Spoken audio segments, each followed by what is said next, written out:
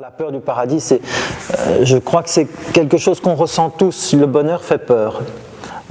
Et nous sommes notre pire ennemi. C'est-à-dire que quand les choses vont bien, très souvent, si elles commencent à ne plus bien aller, c'est à cause de nous. C'est nous qui avons posé nos obstacles. C'est peut-être notre éducation judéo-chrétienne qui fait ça, qu'on se dit que le bonheur, on va devoir le payer tôt ou tard, qu'on n'est pas sur terre pour être heureux, que si les choses vont bien, c'est que ça ne va pas durer. On connaît toutes les lois de Murphy. Donc, et je crois que le bonheur effraie les gens.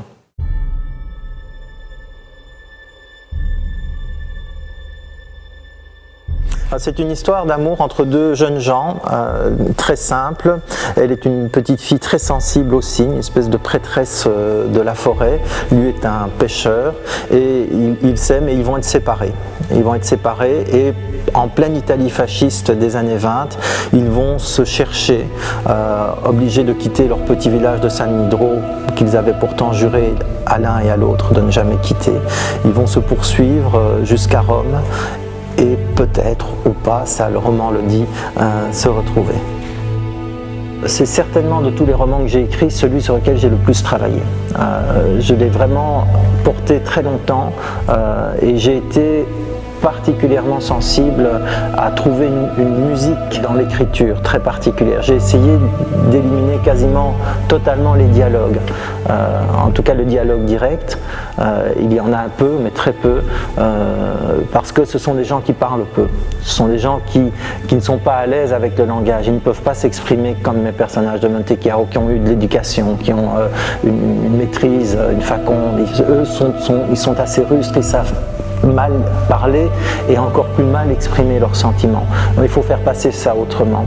Et j'ai vraiment écrit ce roman d'un point de vue stylistique comme une caméra, comme à travers une caméra qui aurait le pouvoir de rentrer dans la conscience des gens, mais y compris de trébucher dans leur conscience et pour que le lecteur sente tous ces sentiments qui sont là, qui sont forts et qui ne parviennent pas à être exprimés. C'était vraiment pour moi un défi d'écriture et qui m'a amené, je pense, beaucoup plus loin que ce que j'ai jamais fait dans mes autres romans. C'est vrai que j'avais eu au départ l'envie, dans les scénarios que j'élaborais, de rattacher ce roman à Monte Chiaro d'une manière ou d'une autre.